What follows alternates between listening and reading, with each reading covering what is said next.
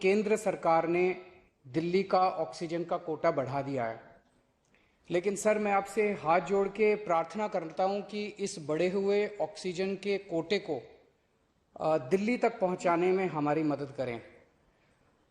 एक एस्टीमेट के हिसाब से दिल्ली को 700 टन ऑक्सीजन की जरूरत है।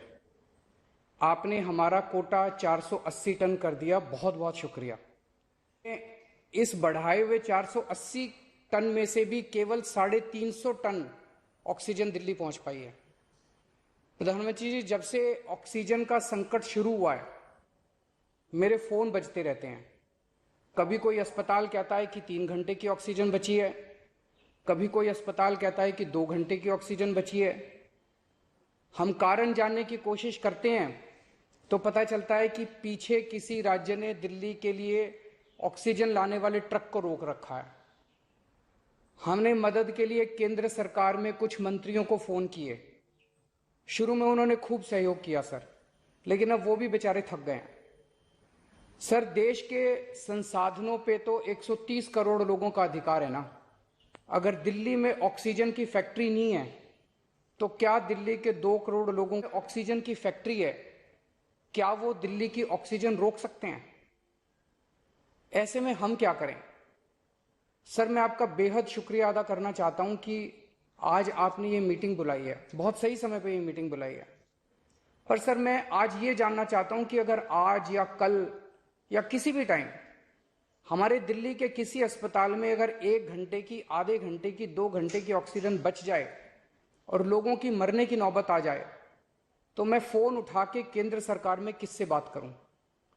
सर, मैं ये जानना चाहता हूं कि अगर कोई राज्य दिल्ली के कोटे की ऑक्सीजन का ट्रक रोक ले तो मैं फोन उठा के किससे बात करूं? हालत काफी ज्यादा गंभीर हो चुके हैं सर। हम अपने लोगों को मरने के लिए तो नहीं छोड़ सकते। हमें लोगों को यह विश्वास दिलाना पड़ेगा कि एक एक जिंदगी हमारे सबके लिए कीमती है। हम आपसे फिर से दिल्ली के लोगों की तरफ से हाथ जोड़ के अपील कर रहे हैं कि सर, तुरंत कोई कठोर और सार्थक कदम नहीं उठाया गया तो शायद दिल्ली के अंदर कोई बहुत बड़ी त्रासदी हो सकती है। मैं आपसे मार्गदर्शन चाहता हूं सर। सर, कुछ ही राज्य हैं जहां से मैक्सिमम दिल्ली की ऑक्सीजन आती है और जहां सबसे ज्यादा दिक्कत आ रही है और जहां सबसे ज्यादा हमारे ऑक्सीजन के ट्रक रोके जा रहे हैं। मेरी आपसे विनती है, अगर आप उन राज्यों के मुख्यमंत्री को एक बार बोल दें, फोन कर दें कि हमारे ऑक्सीजन के ट्रक ना रोकें तो दिल्ली के लोगों को ऑक्सीजन मिल जाएगी। आपका एक फोन ही बहुत है सर उनको। दिल्ली के 2 करोड़ लोगों की तरफ से मैं आज आपसे हाथ जोड़ के विनती कर रहा हूं कि सर, आप हमारी मदद कर सकते हैं। आप कृपया हमारी मदद कीजिए और अस्पताल में लोगों को ताकि ऑक्सीजन मिल जाए। ऑक्सीजन की कमी के कारण अस्पताल में जो हालत बने हुए हैं वो अब देखे नहीं जाते।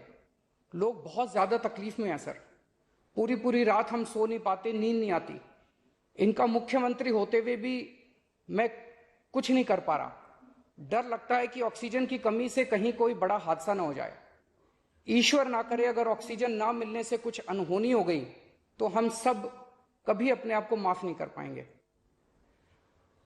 प्रधानमंत्री जी, कोरोना से देश को बचाने के लिए एक नेशनल प्लान बनना चाहिए। इस नेशनल प्लान के अंतर्गत देश के सभी ऑक्सीजन प्लांट्स को तुरंत आर्मी के जरिए केंद्र सरकार टेक ओवर करे। ऑक्सीजन प्लांट से निकलने वाले हर ट्रक के साथ एक आर्मी का एस्कॉर्ट व्हीकल रहेगा तो कोई उस ट्रक को फिर आगे रोक नहीं पाएगा। सर, दिल्ली का जो ऑक्सीजन का कोटा आपने बढ़ाया, हम उसके बड़े शुक्रगुजार हैं, लेकिन उसमें लगभग 100 टन ऑक्सीजन उड़ीसा और वेस्ट बंगाल से आनी है। हम परसों से, जब से कोटा बढ़ा है, हम कोशिश कर रहे हैं उस ऑक्सीजन को दिल्ली लाने की। मेरा आपसे निवेदन है कि यहां से ऑक्सीजन अगर हो सके तो हमें हवाई जहाज से उपलब्ध करवाई जाए, और नहीं तो जैसा अभी बताया गया, आपका आइडिया है ऑक्सीजन एक्सप्रेस शुरू करने का, वो ऑक्सीजन एक्सप्रेस शुरू करके वेस्ट बंगाल और उड़ीसा से हमें ऑक्सीजन दिलवाई जाए।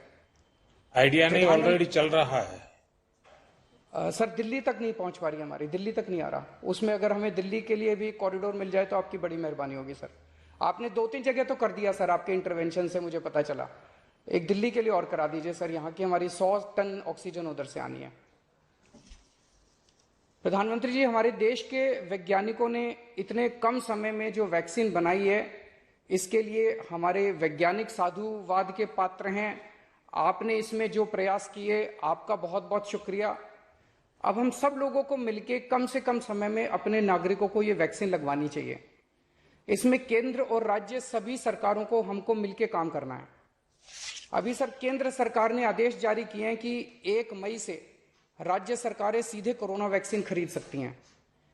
इसके बाद एक वैक्सीन की कंपनी ने अपने रेट जारी किए हैं कि वो केंद्र सरकार को 150 रुपए में और राज्य सरकारों को 400 रुपए में देंगे। सर, एक ही देश में एक ही सामान के 2 रेट कैसे हो सकते हैं? 1 नेशन 1 रेट होना चाहिए। सारे देश को एक ही दाम पे वैक्सीन मिलनी चाहिए। अगर देश एक है तो वैक्सीन का दाम भी तो एक ही होना चाहिए। तो मैं आपसे निवेदन करता हूं कि केंद्र सरकार को, राज्य सरकारों को एक ही रेट पे वैक्सीन मिले। जिस रेट पे केंद्र सरकार को वैक्सीन मिल रही है, उसी रेट पे राज्य सरकारों को भी वैक्सीन मिलनी चाहिए। सर, हर एक जान हम सब लोगों के लिए कीमती है। हमें ये एहसास हर भारतीय को इस वक्त कराना होगा।